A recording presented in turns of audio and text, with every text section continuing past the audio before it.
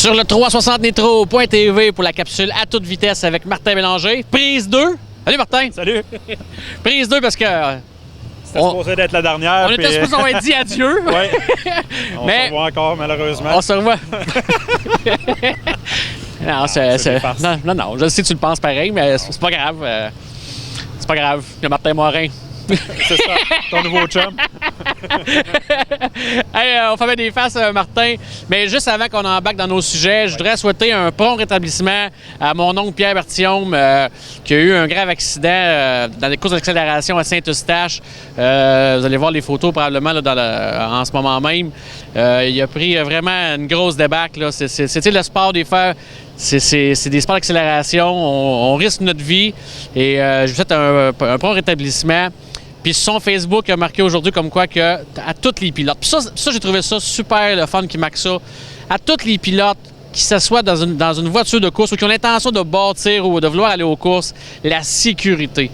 Il y a des pistes de course quelquefois que il y a des voitures que la sécurité laisse à désirer. Fait que autant les inspecteurs, les dirigeants, autant les pilotes, la sécurité, ça n'a pas de prix. Lui a mentionné qu'il y a une chance que sa voiture était très bien sécuritaire parce qu'il aurait passé, il aurait pu vraiment se tuer. Il est très chanceux. Alors, Pierre, bon rétablissement. Puis il est supposé d'écouter les courses ce soir pour se désennuyer de ça. C'était un gars de course, l'adrénaline. Il y a ça à côté. On revient au sujet, Martin. Oui. Écoute, tout d'abord... c'est une soirée ce soir, comment on pourrait dire ça? Les reprises, c'est jamais les choses préférées des promoteurs, les reprises, parce que bon, les qualifications étaient faites. C'est quand même pas évident. On essaie d'avoir le maximum de monde. Oui. Mais quand même, ceux qui vont être ici ce soir vont donner un excellent show. Bien, évidemment, parce que là, c'est les 4 finales qu'on devait faire du 1er septembre dernier. Il y avait déjà des bons car counts entre les classes qui étaient là ce soir-là. On avait 28 modifiés en présence, autant en Sportman, les Pro Stock, c'était quand même bien. Puis les Mini Stock, on avait fait une finale 25 tours spéciale ce soir-là pour juste les remercier de leur bonne saison aussi. Puis je pense qu'on avait 17 voitures. En principe, tous ces gars-là devraient revenir ce soir, donc on devrait avoir un bon car count entre les classes. Comme tu dis, c'était un couteau à 2 tranchants parce qu'on en parlait un petit peu hors ligne tantôt, à savoir est-ce qu'on aurait dû essayer de tirer la plug plus vite pour faire de courses pantoutes puis recommencer de nouveau avec 0 ce soir. Surtout qu'on aurait pu banquer probablement se fier sur peut-être certains pilotes qui étaient du côté de Mohawk en fin de semaine. Les car counts excellents du côté de Mohawk. On aurait peut-être pu grossir nos pelotons aussi pour cet après-midi ou ce soir. Mais d'un autre côté, je peux comprendre la décision qui a été prise. C'était vraiment pour les gars qui ont fait l'effort d'être ici le 1er septembre malgré les apparences de pluie et tout ça, ils ont tenté de se qualifier de cette soirée-là. C'est un couteau à 2 tranchants. Mais là, ce soir, on a décidé on a eu la chance de tout faire, les qualifications le 1er septembre. Puis là, ce soir, on présente les 4 finales. Ça devrait finir assez tôt, on le souhaite, là, mais ça va bien terminer la saison. Moi, je pense, Martin, c'est quelque chose... C'est une formule à revoir, je pense, là.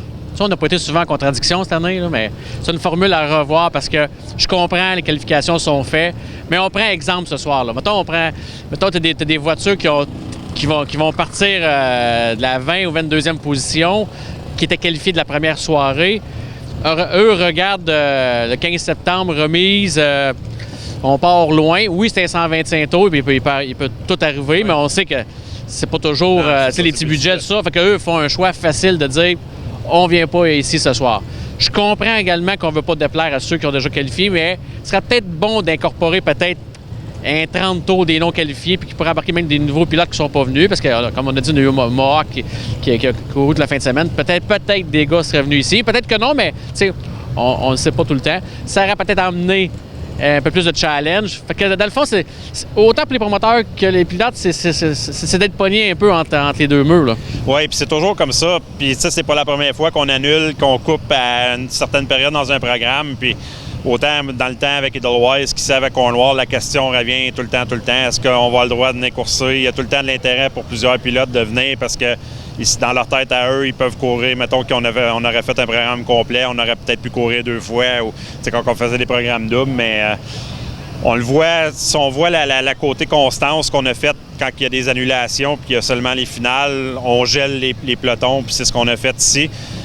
Mais oui, tu dis comme tu contredis pas, je suis d'accord avec ton point, par exemple. Surtout comme avec en fin de semaine, comme je disais, avec Mohawk, ou même, en septembre, là, les gars cherchent souvent des places, les programmes, les points de championnat sont terminés partout. Puis, il y a beaucoup de gars qui cherchent des places à courir, que probablement que ce soir, ça en aurait attiré peut-être, comme tu dis, plus. Je ne dis pas qu'on aurait eu 45 modifiés, mais on aurait peut-être pu faire, comme tu dis, une bonne consolation ou quelque chose de 20-25 tours. Ouais, c'est ça, de venir et tenter de se qualifier. Parce que c'est sûr que pour un Rudolph, un Williamson, ces gars-là, un 5000 d'extra en plus de ce qu'ils ont fait en fin de semaine, ils l'auraient peut-être pris, puis c'est à côté. C'est à côté. Là. Les deux pistes sont à 15 minutes de distance. C'est pour ça que je disais que le timing était bon, mais le 1er septembre, on poussait la machine pour essayer de tout faire notre soirée. Donc, rendu là, ben, ils ont pris une décision, puis on vit avec aujourd'hui. Là. Martin, j'ai un autre point que je voudrais t'emmener. J'aimerais que tu me l'expliques, si tu peux me l'expliquer. Tu as dit tantôt, les points de Dirt finissaient le 1er septembre. Ouais. Ça, pour moi, je trouve que c'est une aberration que les points Dirt finissent le 1er septembre. Pourquoi mettons comme là, pourquoi aujourd'hui on n'aurait pas pu déceler les gagnants là? Pourquoi c'est des règlements Dirt, mais pourquoi que cette formule-là est drastique comme ça? C'est une question, je pense qu'on va emmener nous aussi du côté de la série quand on va faire la rencontre au mois de novembre. Je pense que c'est une question que même ici, on a discuté à l'interne. On va l'amener au meeting Dirt, voir s'il n'y aurait pas quelque chose, mais ça fait des années que c'est comme ça, qu'on finit toujours les points le 1er septembre ou le dernier week-end de la fête du travail. S'il avait fait beau, Steve, on serait pas ici aujourd'hui, on n'en parlerait pas. Non, je comprends. Je contacte parce que la première semaine, la semaine après qu'on a annulé, là, le téléphone n'a pas dérougi. Là, certaines équipes mettaient de la pression, là, tout ça, mais on pouvait pas. On est dans le circuit Dirt Car, puis il faut suivre ce genre de règlement-là. La seule chose, comme ce soir, on peut finir le championnat de la série Fatless Chip Stand, la série Canadian Nationals, parce que ça, c'est pas dans le championnat Dirt, c'est local. Une chance. Oui, parce que, tu sais, les gars auraient couru pour un 125 tours pour 5000 au gagnant.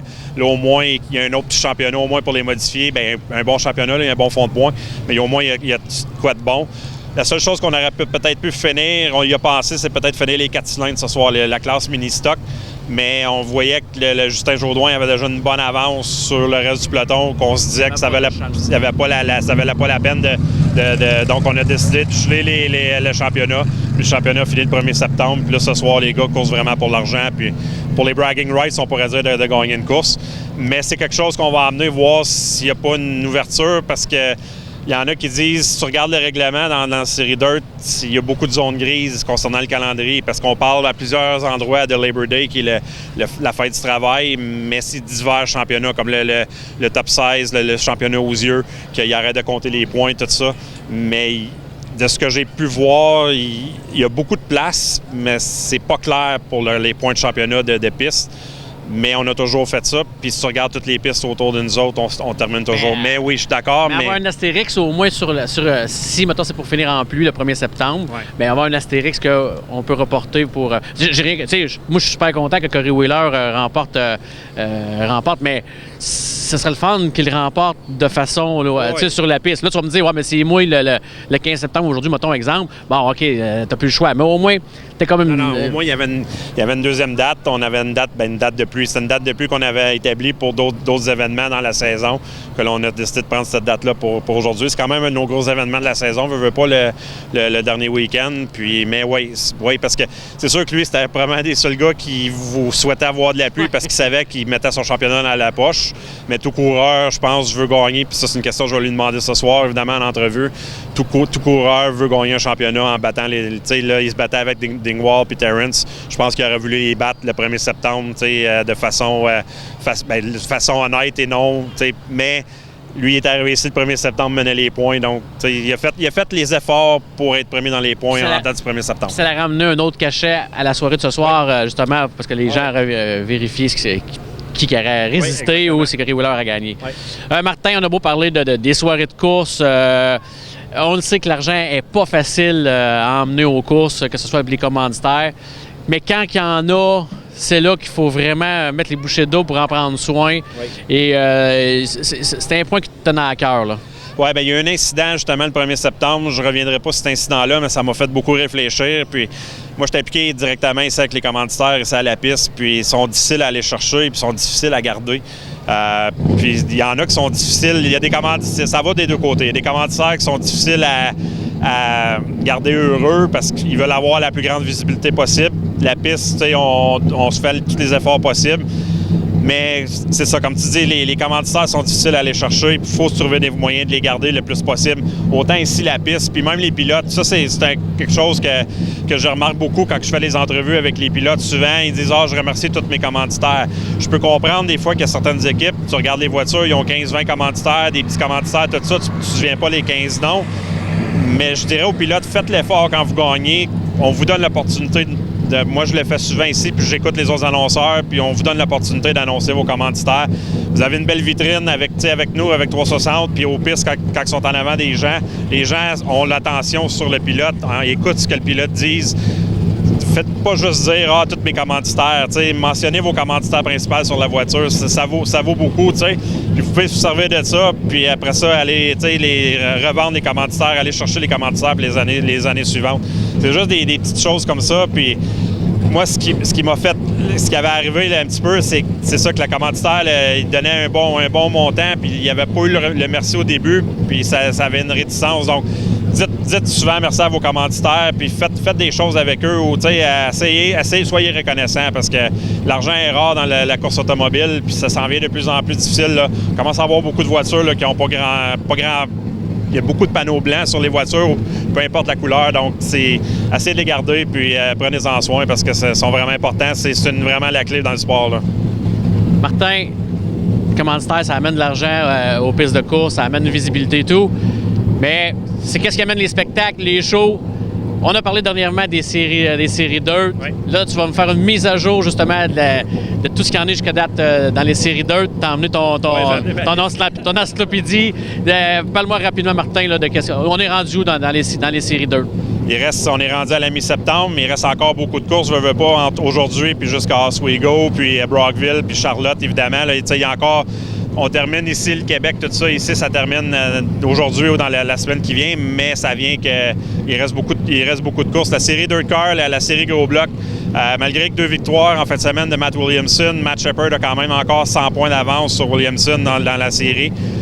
Eux s'en vont à Albany-Saratoga la semaine prochaine. Ensuite, c'est Oswego. Puis ils vont faire Brockville puis Charlotte. Donc pour eux, le championnat, ça s'enligne beaucoup pour un 8e championnat pour Matt Shepard. J'ai hâte de voir les autres pilotes. Au moins, c'est un peu plus serré que les années passées. Là. Puis Matt Williamson, on l'avait dit. C'est une belle surprise. Il a une bonne voiture. Il a couru avec sa voiture 6, mais la voiture Bosch la 88. Il fait toutes les courses du côté américain avec cette voiture-là. Puis c'est une bonne équipe. Puis c'est un bon pilote. Là, on l'a vu ici, le gagner, tout ça. Puis c'est un excellent pilote. Puis non, il donne du fil à retordre un petit peu à Matt Shepard. C'est bon pour le sport parce que c'est plate que tu commences un championnat puis tu sais d'avance qui va être le champion à la fin de la saison. Ça, c'est un peu ordinaire. Mais Matt Shepard, sur 3 roues, il est bon aussi. Oui, on a vu ça à Granby. Ben, c'est ça, enlève la portion média, ça reste que c'est le meilleur pilote en ce moment dans les gros blocs, ça, sans contredit. Là, c'est encore lui cette saison. En 358, on vient de terminer en fin de semaine une grosse portion. Là, on a un petit congé jusqu'au Super Dirt Week.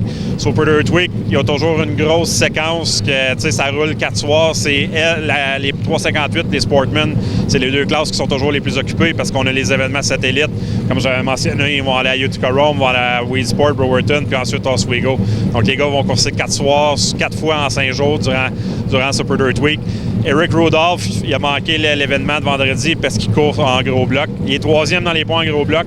Il a 91 points d'avance sur Dave Marcucci en 358.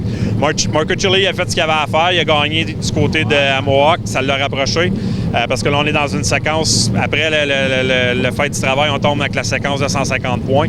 Donc, pour lui, il a été chercher le maximum de points qu'il pouvait aller chercher vendredi soir à Mohawk en gagnant. Mais Rudolph a 91 points. Puis, on le sait, au nombre de fois qu'on a vu les événements satellites du côté de Super Dirt Week, Rudolph est toujours dans le top 5, top 10 à tous les événements. Même si je dis qu'il est surestimé des fois. Là. Ouais. Mais j'ai comme l'impression, sans dire que le championnat est dans la poche, on peut pratiquement dire que Rudolph va aller chercher le championnat 358, malgré qu'il va avoir manqué de course dans ce championnat-là. Ensuite, du côté des Sportmen, les Sportmen, il reste encore des événements avant qu'on combine toutes les séries ensemble. La série Nord termine du côté de Brighton la semaine prochaine avec la série Ouest. J'ai l'impression qu'il va y avoir beaucoup de voitures parce que là, en ayant les deux séries qui viennent courir pour eux autres, ça va être super. Shane Pecor mène présentement la série Nord, pas de surprise là. Kevin Root a gagné la série centrale qui englobait toutes les pistes de l'État de New York, Fulton, Can-Am, Brewerton, ces endroits-là. Kevin Root a gagné ça. Puis du côté de l'Ouest qui englobe toutes les pistes de Murrayville, Ransomville, Humberstone, c'est Brad Rouse qui mène. Brad Rouse, on le connaît, on l'a vu en entrevue à plusieurs reprises. Quand il venait au Québec, il faisait toujours bien également. Donc ces gars-là, Brad Rouse et cette gang-là vont aller du côté de Brighton se combattre contre la gang d'ici. Ça va être le fun la semaine prochaine. Puis ensuite, à partir de l'autre fin de semaine d'après, on tombe avec le championnat combiné qui tombe. Les gars vont ramasser leurs points de bonnier de la piste, les points bonniers de ces séries-là. Donc le champion gagne 1000, après ça 9,85, ça descend.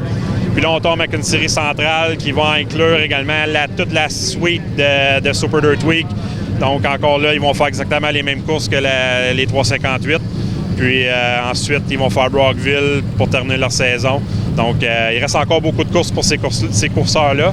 Puis, je vais terminer avec les Pro Stock. CD Beauchamp mène devant Marc Lalonde. Il a 51 points d'avance. Il a accentué son avance vendredi du côté de Mohawk. Donc, eux, il reste Albany-Saratoga samedi prochain. Ensuite, ils vont aller à Oswego. Puis ensuite à Brockville. On est-tu correct dans le stagger, Mario? Mario Tlac est un peu mesuré, j'ai jamais vu ça. Non, moi non plus, habituellement, il n'y a pas ça dans ses mains, mais... Ça va mesurer la largeur entre les voitures qui peut passer. Oui, probablement.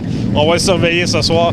Mais non, c'est ça. Pour venir au Pro Stock, Beauchamp est en très bonne posture de gagner le championnat du côté des Pro Stock. Donc, ça va être à surveiller.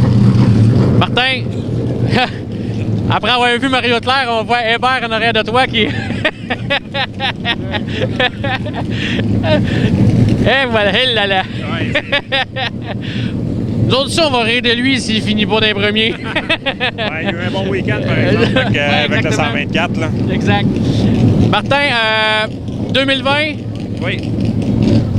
T'aimes ça quand je te prends au dépourvu de même, hein? Des petites rumeurs comme ça, là, de plein... 2 fois des gros blocs, ça se peut-tu, ça, Cornwall, l'année prochaine? Ça se peut, c'est des histoires qui se répètent à toutes les années. Il y a de l'intérêt pour avoir 2 dates. On verra. Je sais que Raymond, il en parle. On a parlé un petit peu en fin de semaine. On verra ce que ça va donner. Peut-être 2 fois la série 358 également, on ne sait pas. Il y a des rumeurs concernant les Pro Stock également. C'est dépêché, hein? Tu l'as amené là aussi. Encore là, les Pro Stock, ça va décider qu'est-ce qu'on va faire cet hiver. On a parlé avec certains promoteurs au cours du week-end. C'est le fun. En septembre, les gars, tous les promoteurs se promènent aux pistes. Puis on a eu la chance de parler avec certains promoteurs au cours de la fin de semaine du côté de Mohawk. Puis il y a des choses qui pourraient peut-être se travailler pour les Pro Stock, bâtir un genre de championnat combiné ou quoi que ce soit pour essayer d'attirer plus de pilotes ici puis peut-être plus de pilotes là-bas. Bâtir quelque chose dans ce style-là. Donc on va voir. Pour le reste, on va voir le calendrier. Là, j'ai comme l'impression qu'il va y avoir beaucoup de rumeurs. Là. On entend toutes sortes de choses toutes les semaines. Merci, Martin. Ça fait plaisir. C'est la dernière fois que je te parlais ce soir. Martin Mélanger, Steve Bertium pour le 360nitro.tv. Pour la capsule à toute vitesse, tu veux pas manquer ça. 360nitro.tv. Tu ne veux pas manquer ça.